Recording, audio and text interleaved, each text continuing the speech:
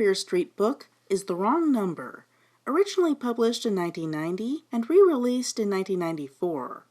Another girl-focused book, it centers on a mischievous girl whose intimidating older half-brother leads her into a series of pranks that go south when he becomes a suspect for murder. The only way to help him is to put on her Nancy Drew hat and investigate the murder herself. Once again, it's an adventure with literally zero supernatural content, besides some theatrics about spirits that go nowhere.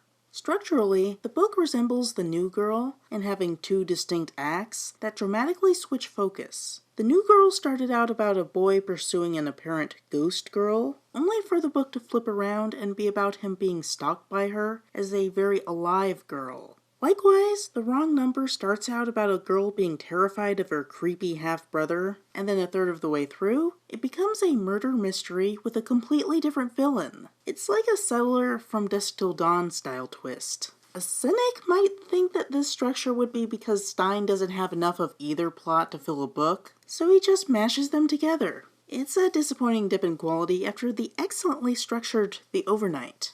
The Wrong Number immediately dates itself when it opens with Dina Martinson showing off her technologically advanced cordless phone and its amazing speakerphone function. I'm sure this was all the rage in 1990. At least the book wasn't re-released in the 2000s with modern content like New Girl. I can't imagine how this would play out if the editor changed it to an iPhone or something. The speakerphone detail is plot relevant, as Stine imagined that it would encourage prank calling as a group activity. I don't know, 2 or 3 people could manage it well enough just listening to the same handset, but it's a reasonable speculation on Stine's part. The cover artist didn't get the memo at all, as you can see here. More on that later.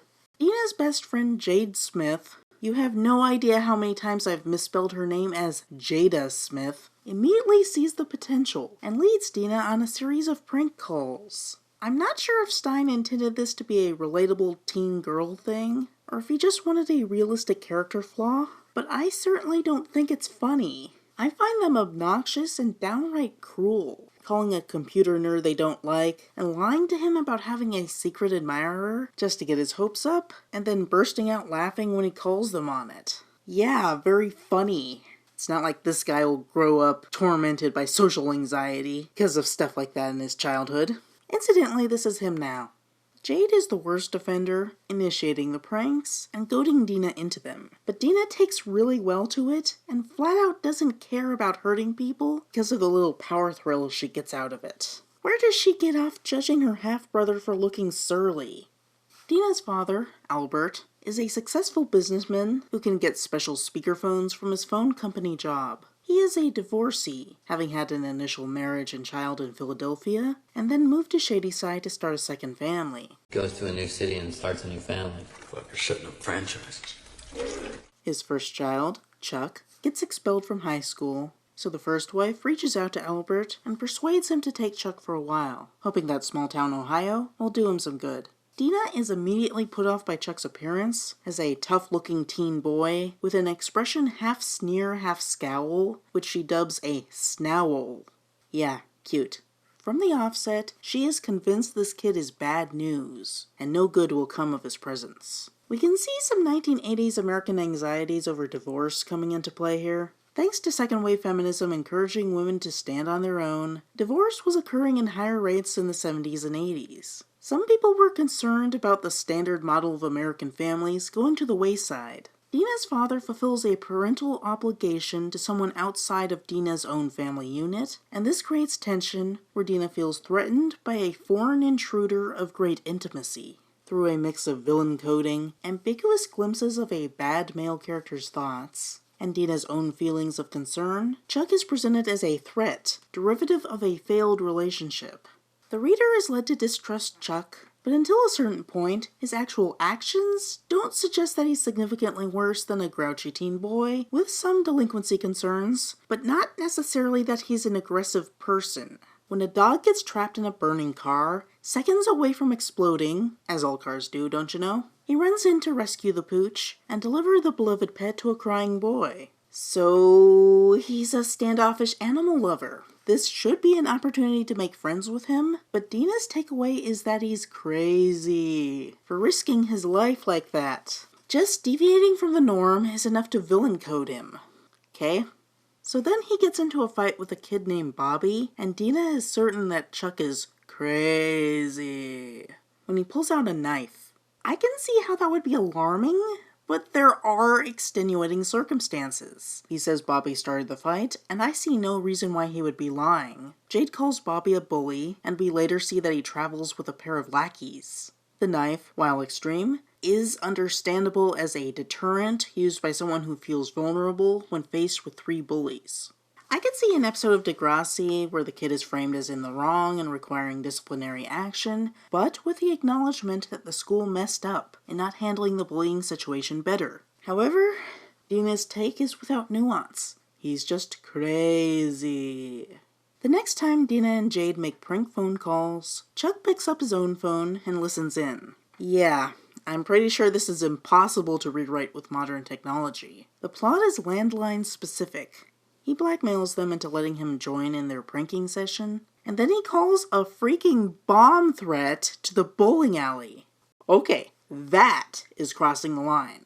The people at Shadyside Lanes did nothing to him, and he's terrorizing them for no reason.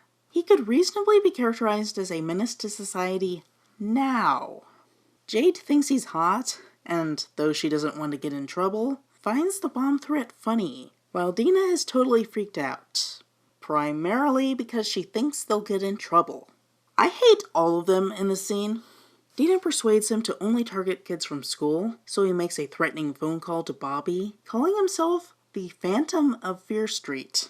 Stine's ignorance of what kids find cool really shows here. It makes Chuck look like a theater nerd.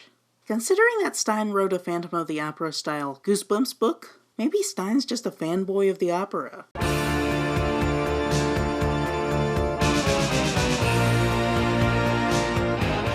Superstitious Jade tells him not to invoke Fear Street in vain, so he spites her by shouting a challenge to the spirits of Fear Street, tempting the fates. Lightning strikes, briefly killing the power, but everything comes back within a few seconds.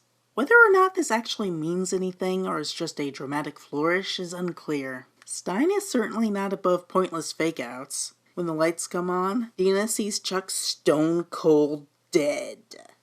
But no, he's just faking. It's a fake climax, a chapter away from the actual inciting incident of the book.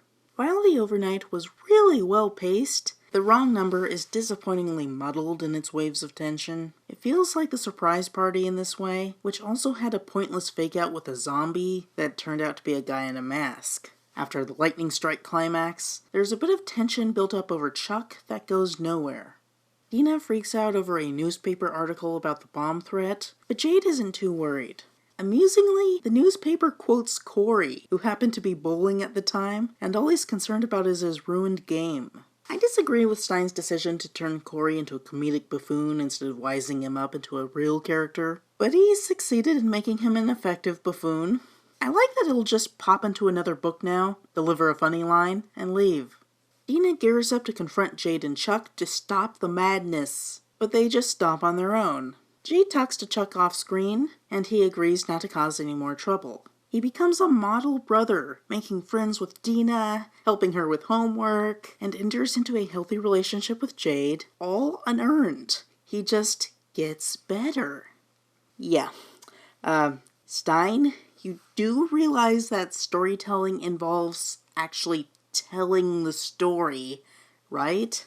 Dina worries that this is a Dr. Jekyll, Mr. Hyde thing going on, and he does seem to slide back into Hyde mode when Dina and Jade express that they're scared of Fear Street. He decides to prove to them that messing with Fear Street is fine, so he prank calls a random house on Fear Street, poking the proverbial bear, and the spirits of Fear Street, or Stine, responds by connecting him with a woman about to be murdered. She begs for help. A man screams in anger. She screams in terror. There are sounds of a fight. And then a man picks up the phone and growls, "You have the wrong number.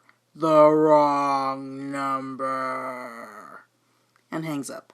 This is the scene depicted on the cover. Chuck, a major character, and the one actually making the call, is not depicted at all. The phone is heavily emphasized in the text as a fancy cordless blue speakerphone that barely even resembles a phone to them, but is depicted here as an ordinary corded red phone with no loudspeaker. Also, the German cover flips the art for some reason. It's not a flaw, it's just kind of weird. The 1994 reprint makes the cover far more symbolic, with a skeletal hand picking up a handset, which is still the wrong kind of phone. At this point, Goosebumps was well underway, and I suspect that the re-release was to make the cover more on-brand for Goosebumps. It has a similar look to Say Cheese and Die, for instance. Skeletons are spooky, right? The kids try to figure out what happened. It sounds like a prank, but it doesn't make sense for the person answering the phone to commit a prank, so they conclude that it must be real. Dina starts to call the police, but Chuck stops her because they could easily work out that he called in the bomb threat. What's this? An actual good reason not to call the cops? This is Fear Street, right?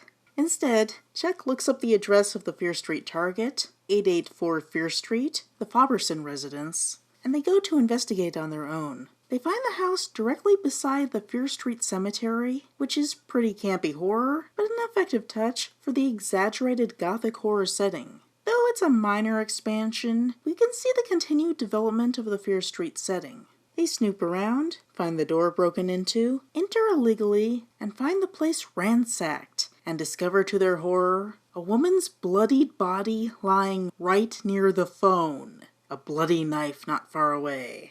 This is a truly chilling image. The pacing of the book is a little wonky, but I must give Stine credit for effectively painting a scene of suburban horror, right up there with Halloween. It doesn't entirely make sense. They took so long to get there. Killer leaves the body right in the open, but it's still spooky. Chuck decides that calling 911 makes sense now, so he picks up the phone and starts to do so when a man dressed in a black ski mask shows up and attacks him with a tire iron. Spoiler, but this guy turns out to be Mr. Faberson, so why is he wearing the mask in his own home? Could have been covering his face with a shirt, something he could reasonably have improv'd when he found out that the kids were in his house. Whatever. Chuck grabs the bloody knife and tells the girls to run, while he faces the villain in an ugly reflection of his fight with Bobby. At this point, Chuck is a rogue archetype, a hero who fights like a villain, and he affirms his heroic status by ultimately refraining from stabbing the villain, and instead scaring him by throwing the knife into the wall near him, and then running for the car with the girls. Again, I must give Stine credit for a tense escape scene. They finally get away and go back to Dina's place. They consider reporting Mr. Faberson, but they didn't see his face and are still concerned about getting busted for the bomb threat, so they hold off on that. Chuck just calls an ambulance for the stabbed woman, and, when asked to give his name, gives the Phantom of Fear Street.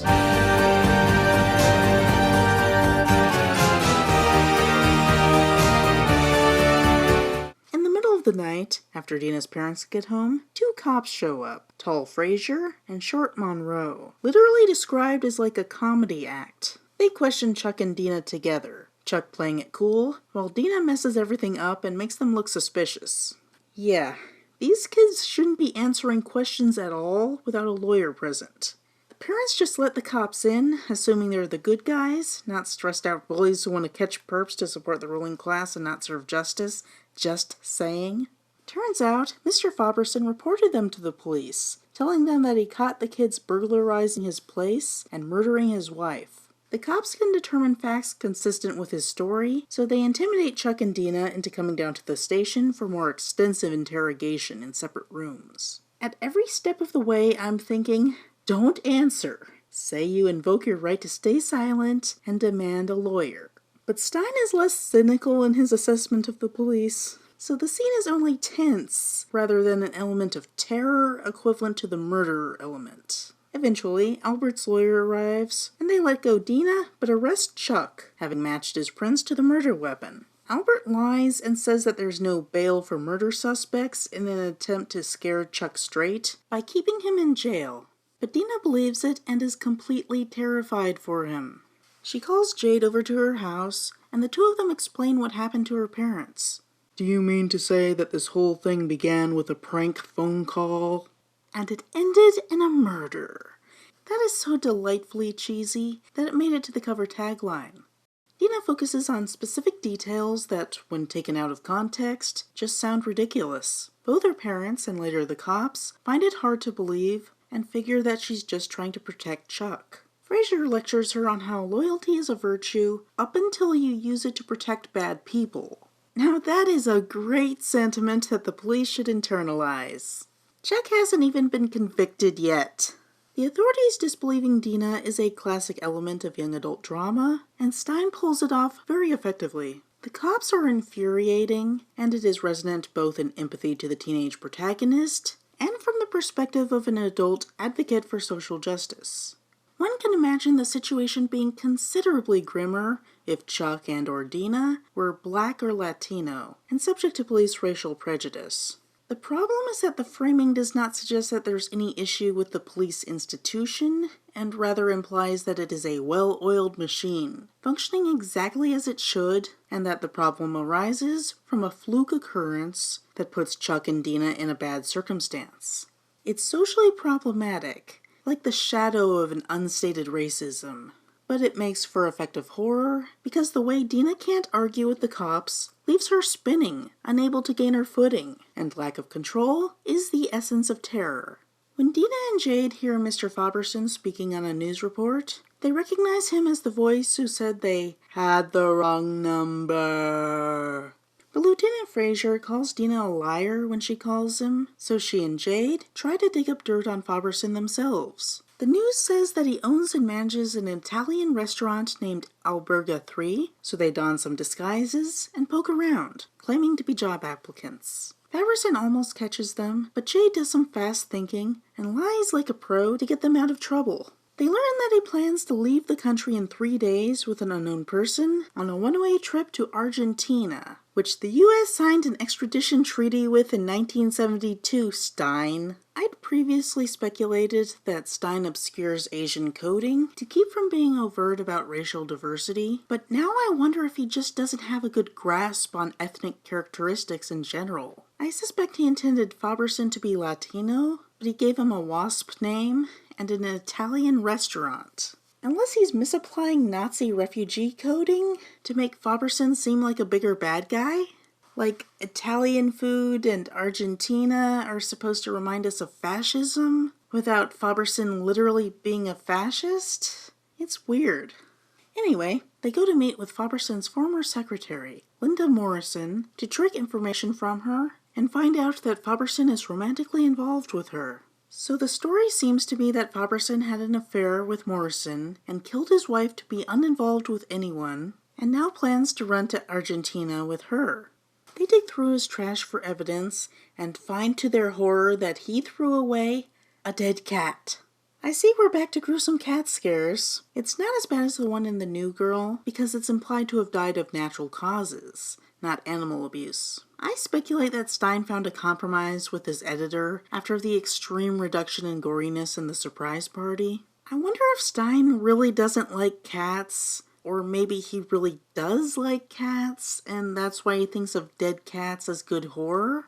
I tried to look up if he ever actually owned a cat, and I couldn't find that out, but saw that there is literally a Fear Street book called Cat. We'll see how that goes. I wonder if it's taking revenge on the citizens of Fear Street for slaughtering its brethren.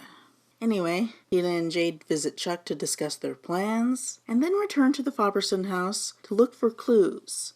At night, during a thunderstorm that knocks out the phones on that side of town. Either the spirits of Fear Street are deliberately making it hard for them, or Stine is just that cheesy. All jokes aside, it's an effective gothic horror setting for the finale. Dina even catches sight of Voltaire the Doberman in a flash of lightning. I'm still relevant. Don't forget about me. They illegally enter the house and discover a return villain from the surprise party. The true terror of Fear Street. Eek! A mouse! Truly, Stine knows how to scare girls. After some poking around and contaminating the crime scene, they run across a letter from Mrs. Faberson demanding a divorce after her husband took her money. It looks incriminating, but Faberson comes home before they can leave. To Stine's credit, he does a good job teasing out the tension before Faberson discovers them and attacks. There's a clever bit of writing where he exploits basic physics to pin Dina's arms. It's realistic enough that it's an effective bit of horror in the middle of the action scene. It ends with Faberson trapping them in a room, taking the letter, and returning to kill them. They escape out the window via a conveniently placed tree, but he shows up with a chainsaw to cut it down. Thunderbolts and lightning underscore the suburban Leatherface in a cheesy but effective piece of horror. He's not even trying to get away with it now.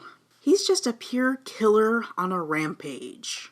However, Chuck shows up to save the day, bringing the cops in as the cavalry. Faberson is arrested, and Chuck's innocence is proven. As it turns out, Frazier suspected for a while that Chuck was innocent. The main reason he was still in jail was that Albert wanted to scare him straight, which has worked. Chuck now wants to be a good kid. After Dina told him about coming over to the Faberson place, he thought that she was in danger, so he summoned Frazier by calling him and saying that he wanted to confess, thereby solving the whole thing with a prank phone call. Oh ha ha. Dina lives happily ever after. The boy she likes, and previously prank called, wants to start dating her. Lisa wants to interview her for the school paper. And her friends Corey and Meg want to hang out with her. It's a nice way to show that these books all take place in the same city. And so concludes The Wrong Number. For the most part, I like it. Once the main plot starts, it's a tense thrill ride, with an actual good reason not to call the cops. Dina and Jade make a good investigative team, fumbling and figuring things out realistically, and they are fun to read about. It builds to a great cheesy climax that actually had me excited to learn how Dina was going to get out of it. For what it is, it's pretty effective. However, Stine is just not with it.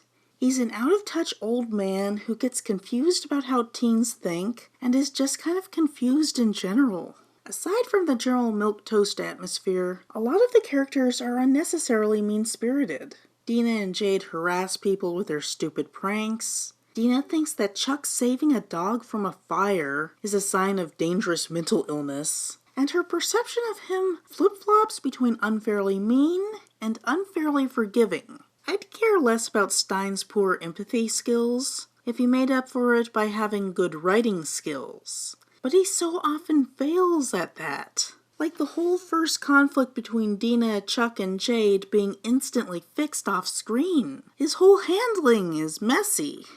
The worst part is the commitment to the status quo as an ethical guideline and general support of the police as an institution. The specific cop characters are portrayed as jerks individually, but are still ultimately seen as good guys for being cops. Chuck is portrayed as a bad kid for getting into fights and saving a dog, I don't know, regardless of context. And he is quote-unquote scared straight. A practice portrayed as effective, despite studies showing that it's not, and implying that the police institution is fundamentally good for curing his bad qualities. The reality of the police institution as often predatory is not accurately depicted, with all of Dina and Chuck's problems that arise when dealing with them a result of their own faults, and the entirely wrong strategies for dealing with cops are presented to an impressionable teenage readership. When he was a justice on the Supreme Court, Justice Jackson stated, quote, "Any lawyer worth his salt," today we would say his or her, "will tell the suspect, his client, in no uncertain terms to make no statement to the police under any circumstances." The Wrong Number is the first Fear Street book I've covered thus far to have serialization. The 27th book in the series is called The Wrong Number 2 and deals with the same characters. Judging from the cover art, Dina and Jade are good friends, still involved in phone shenanigans, and the artist thinks it's a normal corded phone. I'll see what that's like when I get to it. In the end, The Wrong Number is a flawed work, emblematic of Stine's usual failings, but it manages to become a decent, if simple, suburban thriller with one haunting image of the chainsaw-wielding murderer that will stay with you long after you put it down. Next time, the kids are legitimately on their own, when the parents themselves become the victims in Missing.